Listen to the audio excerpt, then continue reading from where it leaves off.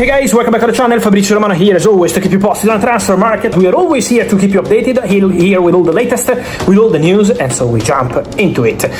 Together, on Manchester United midfield, I can confirm the appreciation for Manu Kone from Roma, but he's not the only one. They had contacts with the agents, but no bid to Roma, no club-to-club contact yet. So Man United are assessing options. Man United are very happy with the signings of Andrei Santos and Yuri Tielemans. They believe that they got two top players for £85 million total fee. So Man United super happy about that. Now it's on picking the third midfielder, defensive, physical, who can break the lines, who can be an important player in that sense. Man United are exploring the market. For Manu Kone, contact with the agents, he's not the only one. Man United are thinking about the ideal player to add, and then they will go very strong to get a new one as soon as possible. What is going on, everyone, and welcome back to United Focus. And today we have got a mixture of exciting news and some genuine anxiety for Manchester United fans following last night's World Cup final. Tienan Thompson has officially been signed from Tottenham and announced by the club. Lisandro Martinez was forced off in the World Cup final against Spain, and United face a tense wait on the severity of his injury. Alex Scott remains on the radar, and Rashford is apparently relaxed about returning.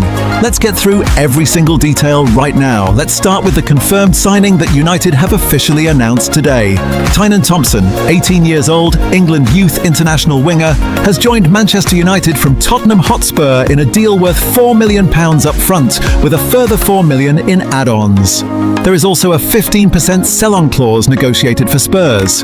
United's official statement confirmed the deal.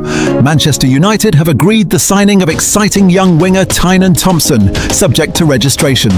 The England youth international has joined from Tottenham Hotspur.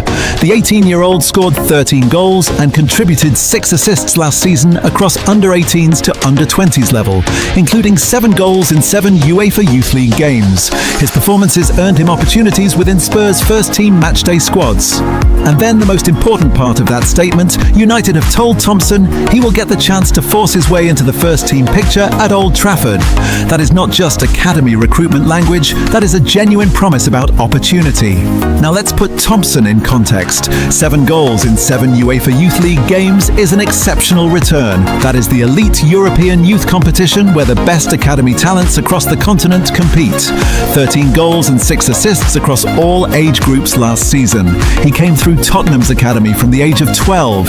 He earned places in Spurs' first-team matchday squad in the Champions League. Sitting on the bench twice at that level as a teenager shows the club believed he was close to first-team readiness.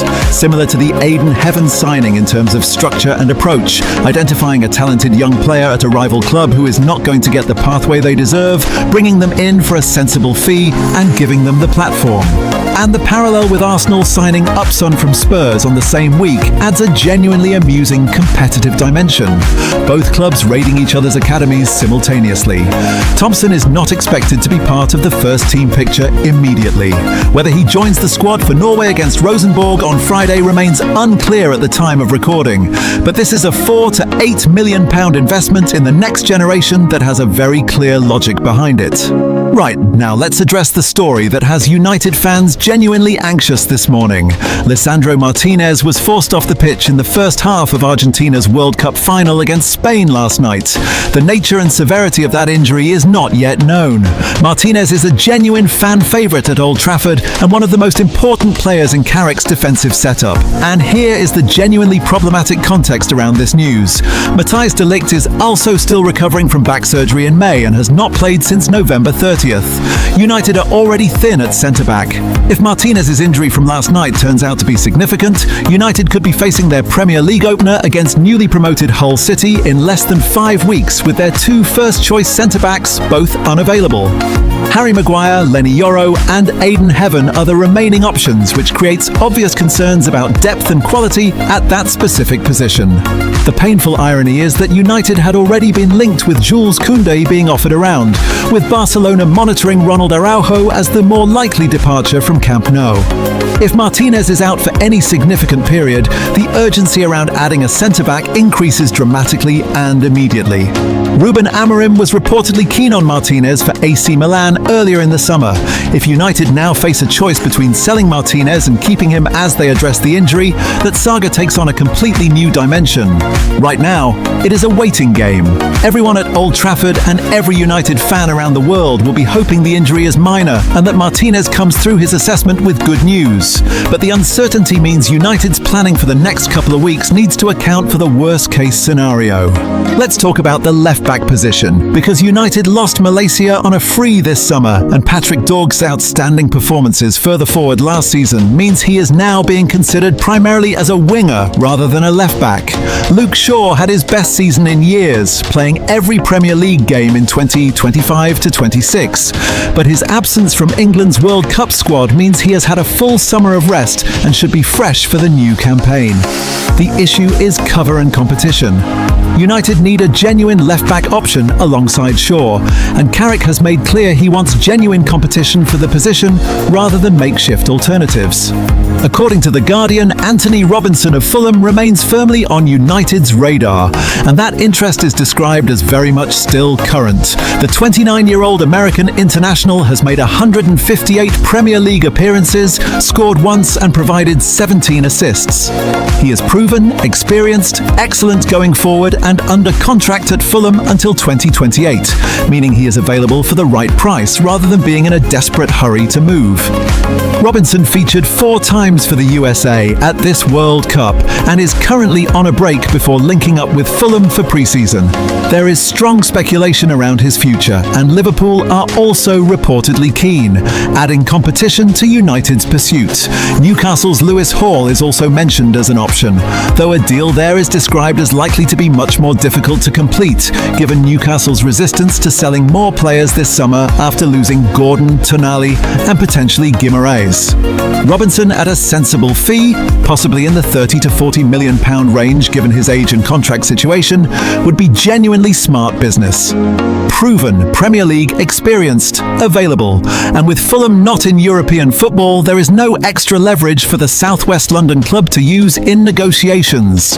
Good news on the squad dynamics front with Marcus Rashford.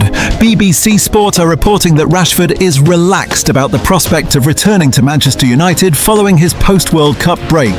The forward gets on well with Carrick. They were teammates at the club, and the removal of Ruben Amorim's presence apparently changes the atmosphere around Rashford's return significantly. The conflict was never with Carrick. The exile was an Amorim decision. With a clean slate and a manager who rates him, this could play out very differently to how some had feared.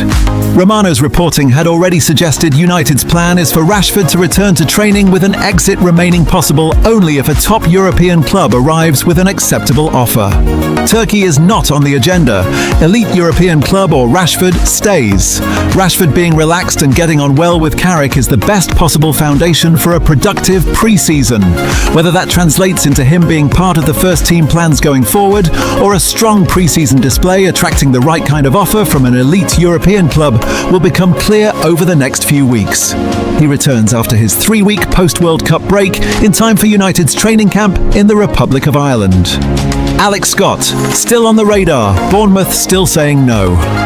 Quick update on Alex Scott. The situation has not fundamentally changed, but it has not gone away either. United remain interested in the Bournemouth midfielder despite his hefty £80 million valuation. United have yet to make a formal move, with Bournemouth still hoping to convince Scott to sign a new contract and continuing their not-for-sale stance. The dynamic remains the same as it has been all summer. Bournemouth are firm. Scott has turned down multiple contract offers. United love the player. The gap between United's appetite and Bournemouth's resistance is the entire obstacle. With the window running until September 1st, there may yet be a moment in August when Bournemouth's stance shifts, or Scott himself makes his desire to leave explicit enough that the Cherries have no choice but to engage. But right now, nothing has moved. Reports continue to suggest Manu Kona is reportedly rumoured to be headed to Old Trafford, though the exact status of that deal is less clear given the competition from Arsenal and Chelsea that has developed over the past few days. Romano's timeline of next week being the turning point appears accurate. Kona's World Cup ended with France's bronze final against England. He is now free to focus on his club future. United